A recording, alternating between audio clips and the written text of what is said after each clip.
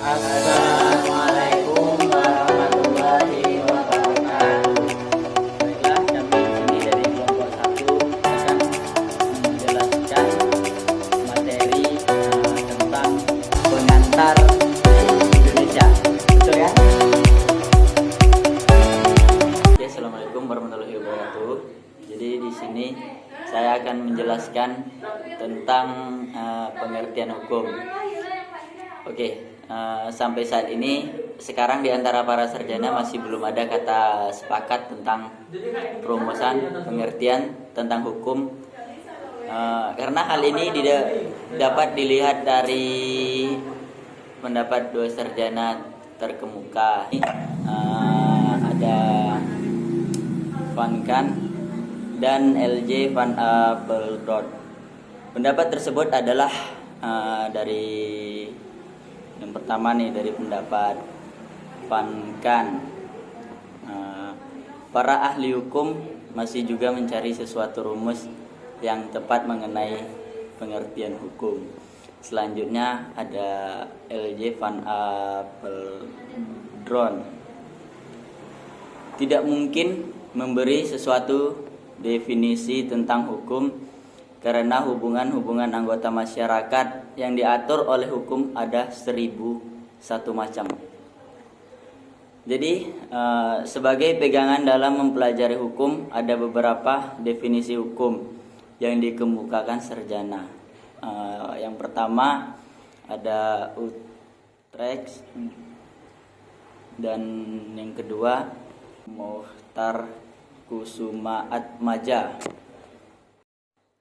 Oke, dari batasan yang diperbaiki oleh para sarjana sebagaimana di atas, dapat ditarik kesimpulan bahwa hukum itu meliputi beberapa unsur, yaitu yang pertama, peraturan mengenai tingkah laku manusia dalam pergaulan masyarakat. Yang B, peraturan itu diadakan oleh badan-badan resmi yang berwajib. Dan yang C, peraturan itu bersifat memaksa. Yang D, ada terhadap pelanggaran peraturan tersebut dapat dikenakan sanksi yang tegas.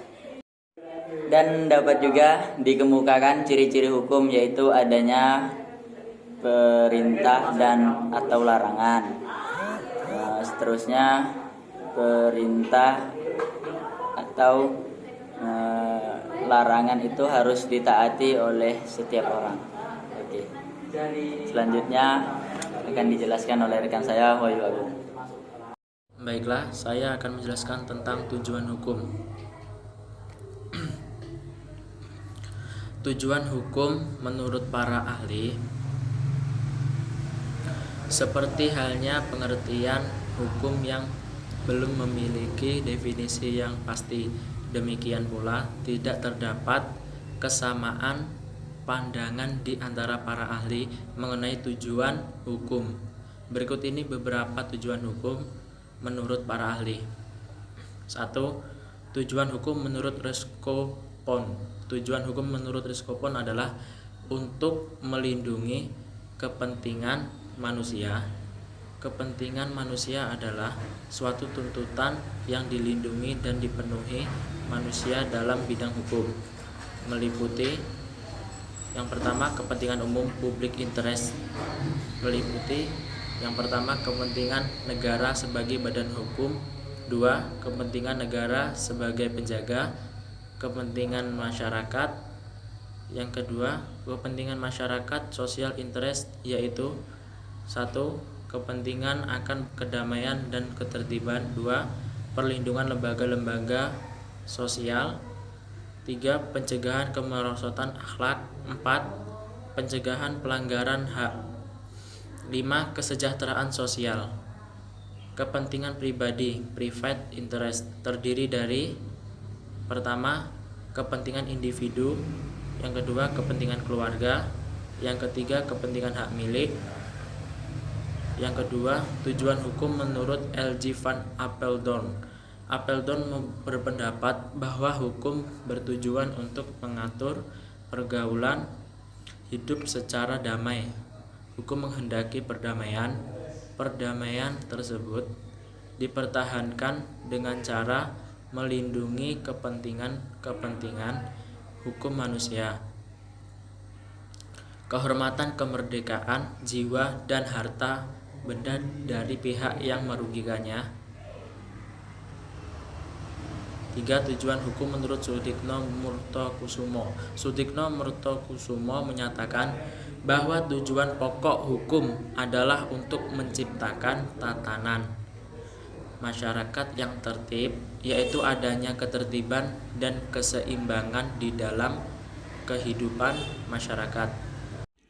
Baiklah, yang ketujuh yaitu tujuan hukum menurut Jerome Frank. Jadi tujuan hukum menurut Jerome Frank adalah untuk membuat hukum menjadi lebih responsif terhadap kebutuhan sosial.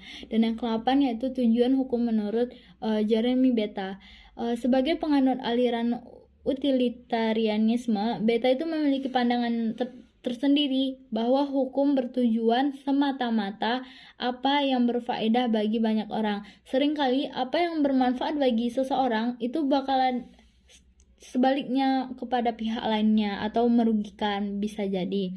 Sehingga menurut aliran utilitarianisme tersebut, tujuan hukum adalah untuk menjamin adanya kebahagiaan yang sebanyak-banyaknya bagi orang sebanyak-banyaknya, atau the great happiness of the great number.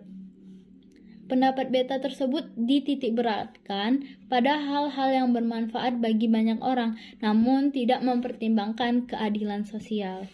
Dan yang ke-9 itu tujuan hukum menurut Subekti. Dia berpendapat bahwa tujuan hukum itu untuk mengabdikan pada tujuan negara yang pada pokoknya adalah untuk mendatangkan kemakmuran dan kebahagiaan kepada rakyatnya. Sehingga sebenarnya pendapat Subekti sejalan dia dengan Jeremy Beta. Dan selanjutnya yang ke-10 itu tujuan hukum menurut Van Kant. Jadi menurut Van Kant ini, hukum itu bertujuan untuk menjaga kepentingan tiap-tiap manusia supaya kepentingan tersebut tidak dapat diganggu. Van Kant sendiri berpendapat bahwa norma-norma atau kaidah-kaidah yang ada seperti norma agama, norma kesusilaan, dan kesopanan itu tuh belum mampu melindungi kepentingan dalam masyarakat.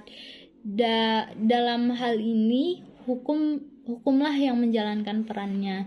Jadi dari ke-10 pendapat yang telah diterangkan tadi, kita bisa menyimpulkan secara umumnya tujuan hukum itu yang pertama melindungi kepentingan masyarakatnya, dan yang kedua itu untuk mengatur dan menciptakan tata tertib dalam masyarakat secara adil dan damai, dan yang ketiga mencapai keadilan bagi masyarakatnya, dan yang keempat memberikan manfaat yang sebesar-besarnya bagi masyarakat. Jadi dari ke-10 itulah kesimpulannya, tujuan dari hukum. Baiklah, saya akan melanjutkan materi yang ketiga, yaitu sumber-sumber hukum. Dimaksud dengan sumber hukum adalah asal mulanya hukum, yaitu segala sesuatu yang menimbulkan aturan-aturan hukum sehingga mempunyai kekuatan mengikat. Segala sesuatu ini diartikan sebagai faktor-faktor yang mempengaruhi terhadap timbulnya hukum. Dari mana hukum ditemukan atau dari mana berasalnya isi norma hukum. Sumber hukum dapat dibedakan menjadi yang pertama yaitu sumber hukum material dan yang kedua adalah sumber hukum formal. Sumber hukum material adalah kesadaran masyarakat, kesadaran hukum yang hidup dalam masyarakat tentang apa yang dianggap seharusnya. Sumber hukum material ini menentukan isi apakah yang harus dipenuhi agar sesuatu dapat disebut sebagai hukum dan mempunyai kekuatan mengikat atau harus ditaati. Sebagai hukum, isi hukum ditentukan oleh faktor-faktor ideal dan faktor-faktor kemasyarakatan. Yang pertama ada faktor ideal, adalah pedoman tentang keadilan yang merupakan tujuan langsung dari peraturan hukum tersebut yang berakhir pada tujuan hukum, yakni kesejahteraan umum. Sedangkan faktor masyarakat adalah hal-hal yang nyata hidup dalam masyarakat itu sendiri yang tunduk kepada aturan-aturan dalam kehidupan masyarakat. Sumber hukum material Negara Republik Indonesia adalah Pancasila sebagaimana yang tercantum dalam pembukaan Undang-Undang Dasar 1945, yaitu ketuhanan yang Maha Esa, kemanusiaan yang adil dan beradab, persatuan Indonesia, kerakyatan yang dipimpin oleh hikmat kebijaksanaan dalam permusyawaratan perwakilan, dan keadilan sosial bagi seluruh rakyat Indonesia. Yang kedua adalah sumber hukum formal. Adalah tempat di mana kita dapat menemukan hukum. Termasuk sumber hukum formal adalah undang-undang, kebiasaan dan hukum adat, jurisprudensi, traktat, dan doktrin. Yang pertama ada undang-undang. Istilah untuk undang-undang ini lebih cocok disebut sebagai peraturan perundang-undangan, yaitu peraturan yang dibuat oleh pemegang kekuasaan dalam negara. Jenis peraturan perundang-undangan dalam hierarki sebagai diatur dalam pasal 7 ayat 1 Undang-Undang Dasar Negara Republik Indonesia 1945.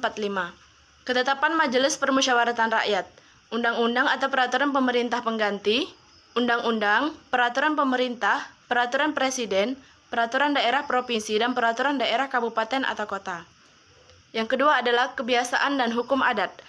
Dimaksud dengan kebiasaan adalah perbuatan atau tindakan yang dilakukan secara berulang-ulang, karena diyakini sebagai sesuatu yang demikianlah harus dilakukan. Sedangkan hukum adat adalah kebiasaan yang mempunyai akibat hukum yang diikuti oleh masyarakat karena menganggap bahwa itu adalah hukumnya.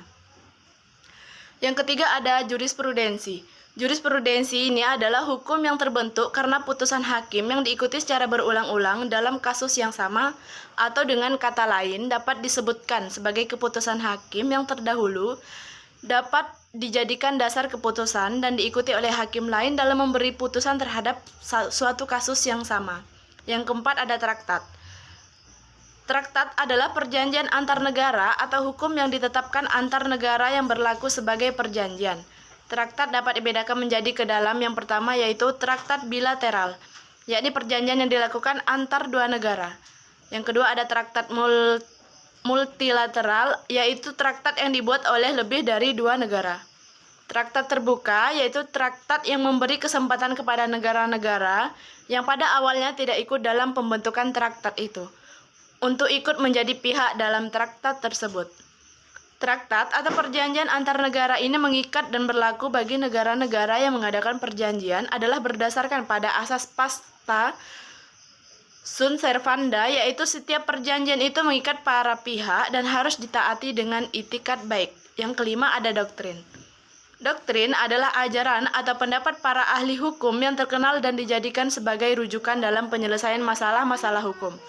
Pendapat ahli hukum yang dituang ke dalam putusan pengadilan dapat menjadi sumber hukum melalui jurisprudensi. Sumber hukum formal sebagaimana diatur dalam pasal 7 ayat 1 Undang-Undang Nomor 12 Tahun 2011 adalah Undang-Undang Dasar Negara Republik Indonesia tahun 1945, yaitu Ketetapan Majelis Permusyawaratan Rakyat, Undang-Undang atau Peraturan Pemerintah Pengganti, Undang-Undang, Peraturan Pemerintah, Peraturan Presiden, Peraturan Daerah Provinsi, dan Peraturan Daerah Kabupaten. Yang ketiga ada jurisprudensi. Jurisprudensi ini adalah hukum yang terbentuk karena putusan hakim yang diikuti secara berulang-ulang dalam kasus yang sama, atau dengan kata lain dapat disebutkan sebagai keputusan hakim yang terdahulu, dapat dijadikan dasar keputusan dan diikuti oleh hakim lain dalam memberi putusan terhadap suatu kasus yang sama. Yang keempat ada traktat. Traktat adalah perjanjian antar negara atau hukum yang ditetapkan antar negara yang berlaku sebagai perjanjian.